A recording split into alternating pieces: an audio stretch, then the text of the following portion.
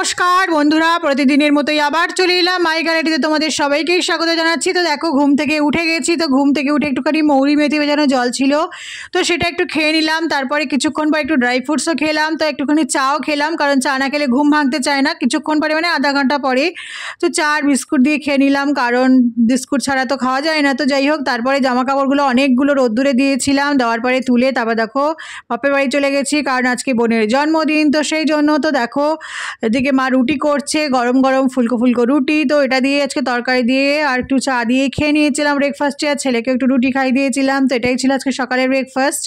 তো খাওয়ার পরে মা রান্না করতে লেগে পড়েছে, আর আমি দেখো ছেলেকে একটুখানি পড়াতে বসেছি, কারণ ওর তো প্রচুর হোমওয়ার্ক আছে সোমবারে।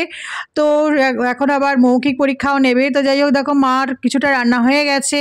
তো এই ভাতটা করে নিয়েছিল, এটা আমাদের জন্য নয়, এটা বাবা আগে খাবে, তো সেই জন্য তার জন্য আগে করে নিয়েছিল। এদিকে দেখো 3 রকমের ভাজা হয়ে গেছে, আর আজকে একদম নিরামিষ খাবার, শনিবার। তো দেখো মুগ ডাল করেছিল, আর করেছিল দেখো ছানার কোপ্তা। তো ছানার তখনও কোপ্তাটা ভাজছে, তখনও রান্না হয়নি। তো দেখো ছানার কোপ্তা খেতে কার কার ভালো লাগে অবশ্যই কমেন্ট করে জানিও, আমার তো দারুণ লাগে। তো দেখো ছানার কোপ্তা রেডি হয়ে গেছে, মাখা মাখা করে ছানার কোপ্তা করেছিল মা, আলু দিয়ে মাখা মাখা ঝোল।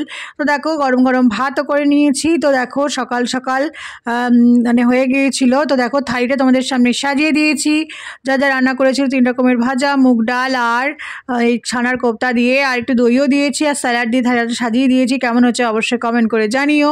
তো খাওয়ার পরে বাড়িতে চলে এসেছিলাম, এসে দেখো একটুখানি ফ্রুটস খেয়ে নিলাম, কারণ আজকে শনিবার নিরামিষ, তো সেই জন্য। তো দেখো বাড়িতে এসে অনেক জামা কাপড় রয়েছে, তো সেগুলো ভাঁজ করে ঢোকাবো ওয়ার্ড্রবে, আলমারিতে, কারণ বাঙাল ঘটির মিশ্রণে মিশ্রিত বৌমা আমি, তো এগুলো করতেই হচ্ছে। সামনে রান্না পুজো আছে, তো ছেলেকে একটুখানি পড়াতে বসেছি, কারণ ওর প্রচুর হোমওয়ার্ক, তো সেই জন্য। তো দেখো একটুখানি ও হোমওয়ার্ক করবে, আর আমি এগুলোকে গোছাবো। তো আজকে মিনি ব্লগটা এই পর্যন্ত থাক। সবাই খুব ভালো থেকো, সুস্থ থেকো। আজকের মতো টাটা।